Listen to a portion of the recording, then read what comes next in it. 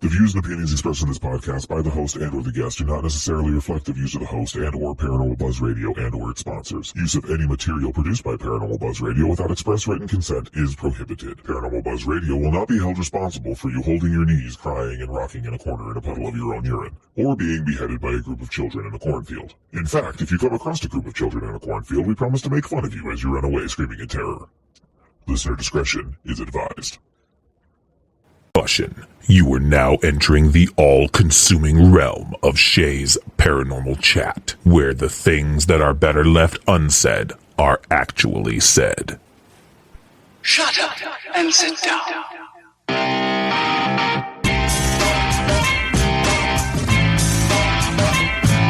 You're listening to Shay's Paranormal Chat. Paranormal podcasting done Shay's way. Tons of fun. Dude, seriously? A bit sarcastic. Hashtag investigator, not hunter. But always real. Hashtag data, not evidence.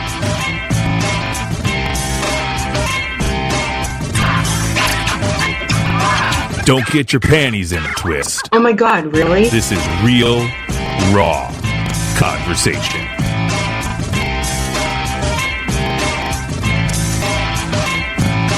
Ladies and gentlemen, welcome to the show.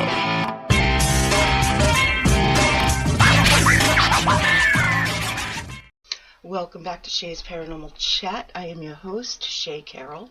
This is a special bonus episode for Halloween. As I stated in the last episode, I wanted to do something different for Halloween, so the first episode was of a true Halloween horror story. And I wanted to also do something a little fun and a little bit different again. So I want to talk about Halloween Aftermath, the movie. Right up front, I want to let you know I will be telling no spoilers. I will not be giving anything away, so feel free to listen even if you haven't watched it yet. And make sure you let me know if you agree or disagree when you watch it. Halloween Aftermath is a full-length 2025 film that is free on YouTube to watch, so just make sure you remember that. It is based on the original characters by John Carpenter and Deborah Hill. Written by Cole Tathman, directed by James Grimm, produced by Cole Tathman and James Grimm, music by Lucas Neep and Joshua Brazil. There are a lot of other producers, too many to name. We would be here all night if I had to tell you all the credits. According to my friend Google, a fan film is a non-commercial film created entirely of fans and not the original creators. But they do pay tribute to the original characters and the storylines. Now, let me tell you, when I said it's a full-length movie, I meant full-length. This movie comes in right at 2 hours and 15 minutes. Aftermath begins in 2018 in Haydenfield, Illinois, of course, and legitimately starts moments after Halloween Kills, but of course before Halloween ends. I absolutely love the Halloween franchise.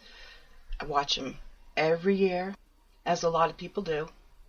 I even watch the stupid Toy Factory one. I thought overall this was a really, really good movie. I'm going to break it down a little bit into some categories, but overall, like I said, it was really, really good. I was very impressed, and at times I actually forgot that it was a fan film, so, which is high praise for me. Now, let's start with the storyline. The storyline was really good. Like, impressive. It fit perfectly in between the two movies. They did a great job tethering them together. If I had to rate it out of 1 through 10, I would say a 9, a solid 9. And we'll get back to the reason why I'm not giving it a 10 in a little bit. The acting, really good. Really, really good. For the most part. I would say 7 to 9 on a scale 1 to 10. They were really strong, but there was a few not so strong. But again, for fan film, really good. Their Michael, awesome. I think they did really, really good. I would probably say 9.5. Their camera angles, their camera shots, etc., the quality of the film, really good. 9.5, maybe even a 10. It was really, really good. Sound effects, I loved them. I really loved them. Probably a 10. Probably a 10. The music, awesome. I think they did an amazing job, which I would give them probably a 10 also. That's why I added the music credits in the beginning, because I thought they deserved a special shout out. So now for the downfall. The speed. The speed of the film was, how do you put this nicely? Very slow at times. Very slow. I would have to give it a 6. I think they spent a little bit too much time stretching out the introduction of the characters, for a lack of better term. Which is why I think the film came in at over 2 hours long. It was kind of slow at times. When it was good, it was really good. And then it would just way too long introducing characters, and they could have cut a lot out, would have made it go faster. And I think they have to, how do you put this? Trust their watchers to put some of these connections together. Because in my opinion, they also gave too much away at times. Especially in the very beginning. Like I said, it was very slow, a little drawn out, and they just didn't have enough faith that we could put some of the pieces together ourselves. That's just my opinion. Without, again, giving any spoilers away, there's at least one part where within 90 seconds, just from one comment and a look, I knew exactly where the storyline was going to end up. And once they revealed the full storyline on that part, it kind of fell flat. Like, it was just kind of there, but wasn't. And the ending, I could see a mile away. I knew how it was going to end. That's nothing new for me. That happens a lot, even with commercial films. Again, I think this movie is definitely worth watching. I'm just trying to be fair. I don't want to give it all good, all bad. So I just want to be fair and pointing out both. That's all. But I definitely think it's worth a watch. I really enjoyed it for the most part. And it was fun. And it filled, that void of missing Halloween movies. I'm wondering, honestly, what they spent making this movie. Because that's how good it looked. I've seen a few other fan films, not Halloween though. This is my first one for one of the Halloween movies. And they always fell short. But because of this movie, I might try checking out some more. And when I looked into the producer-director, James Grimm, I saw that he does other horror films. I'm not sure what. I haven't looked into it yet, but I might. If you decide you like my boring reviews of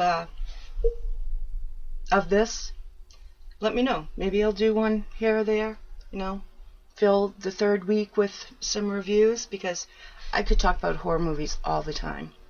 All the time. Oh, funny story though. So, when I was little, I think I talked about this on a show once. I was a guest on, maybe. Anyways, my aunt made me watch this scary movie. She's 5 years older than me, by the way. So I'm like, I don't know, 7, 9, little.